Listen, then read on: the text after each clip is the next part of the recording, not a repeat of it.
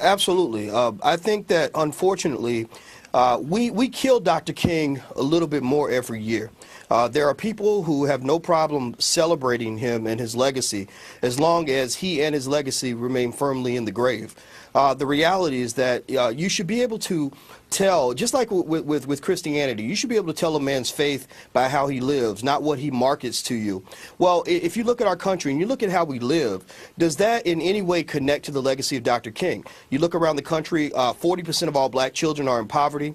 The last 25 years, the richest 20% of Americans have hoarded 96% of the wealth. We're going around the world declaring war on other countries just to get their oil. The median net worth of a black woman in America is $5.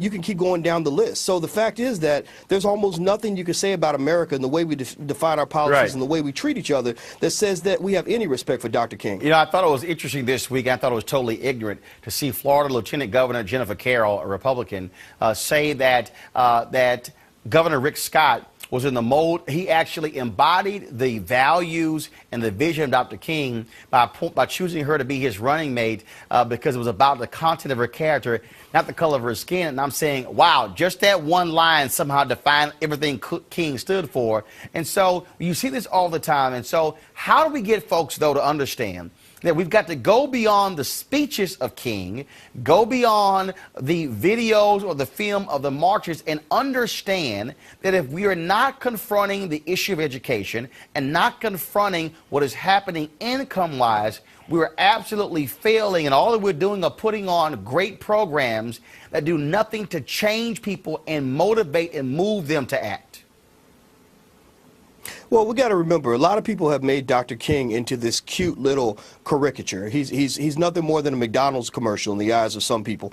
I think that what we have to do as a community is make a progressive effort to bring Dr. King back to life. That means we have to understand that there was a reason why he was unpopular on the day that he died. It was because he took a stand, a relentless stand on an issue that people didn't agree with. He was a little bit of a troublemaker when he had to make trouble in order to do what was right. So when you hear people give these nice, polite little speeches and say, oh, Dr. King believed that everyone should hold hands and we shall overcome and we should all get along, we got to realize that there's another side of Dr. King that says you have to fight for what is right. And I hate breaking this news to people, but the fact is that Dr. King is gone.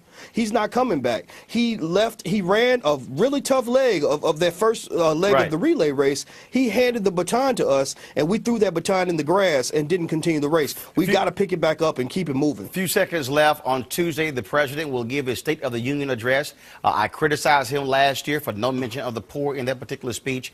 I do believe that after Occupy Wall Street, I would be shocked, Boyce, if we don't hear a significant portion of that speech deal with income inequality, deal with the poor, deal with those who have been impoverished as a result of this tough economy. Do you expect to hear the exact same thing on Tuesday? I expect him to hit that issue. Occupy Wall Street opened that door. Also, we have to remember last year, President Obama was the first Democratic president since Harry S. Truman not to mention poverty in the State of the Union address. I hope he doesn't make that mistake again this year. That would be tragic. All right, Boyce, always a pleasure. Look forward to having you back in the studio. Thanks a bunch.